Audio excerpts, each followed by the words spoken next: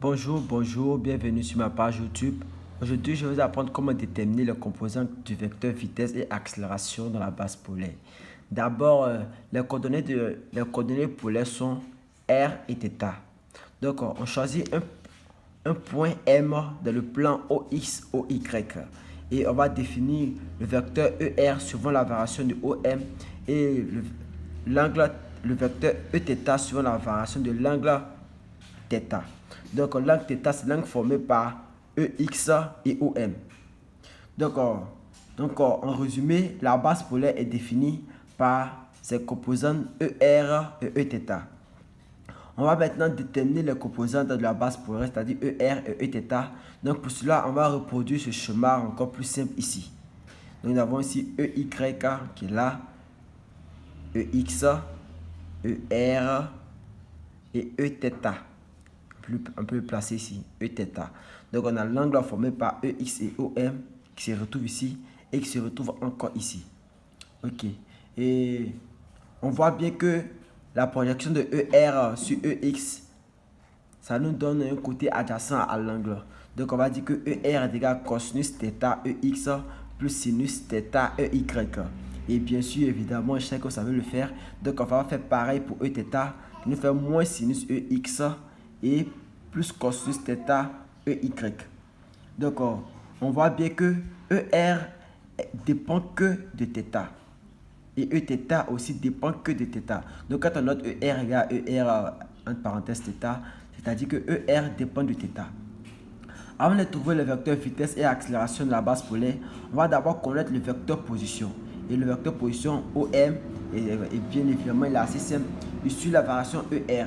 Donc, on a OM qui est égal à R vecteur, qui est égal à la norme de R fois ER. La norme, ou soit la norme de OM fois ER. Donc, on a OM qui est égal aussi à R vecteur, qui est égal à RER. Maintenant, par définition, le vecteur vitesse est la dérivée par rapport au temps du vecteur position. Donc, le vecteur vitesse égale la dérivée de OM par rapport à T. Or, OM est égal à RER. Ici, R, θ sont des variables. Donc, on va faire une dérivée comme fonction composée. Donc, on a dérivée de R par rapport à T, ER, plus dérivée de ER par rapport à T, R.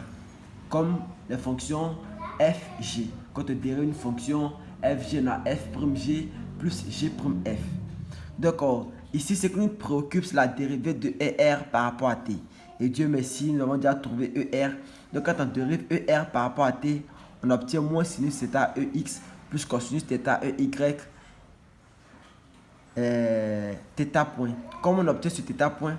D'abord, ER nous a dit que ER ne dépendait que de θ. ER ne dépendait que de θ. Donc, on va faire un déplacement. On va dériver ER par rapport à θ et ensuite dériver θ par rapport à T. De telle sorte que lorsqu'on va supprimer 2θ, on aura toujours DER sur DT. Voilà, c'est ainsi qu'on obtient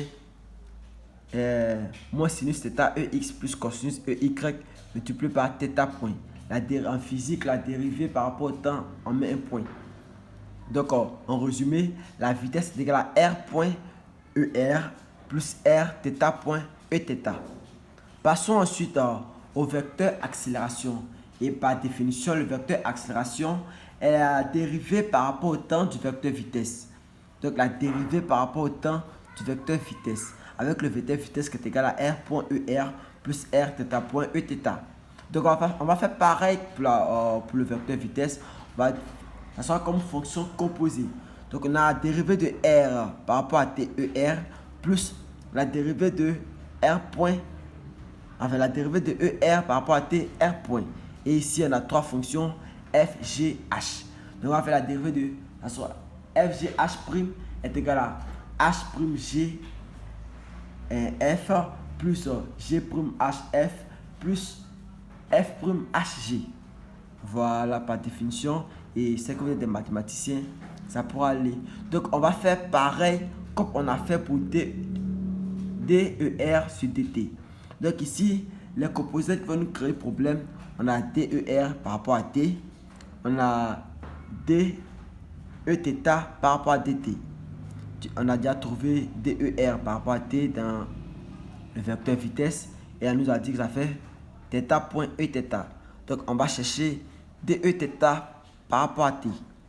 Donc lorsqu'on va décomposer, on va faire la dérivée de DEθ par rapport à θ multiplié par dθ par rapport à t et on va obtenir moins θ.ER.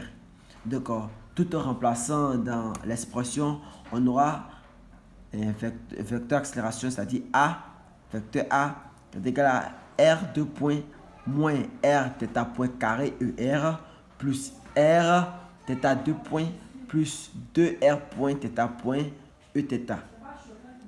Merci. Bien, merci d'avoir suivi. À demain pour de prochaines vidéos. Surtout, n'oublie pas de t'abonner et liker si ça t'a plu. Merci.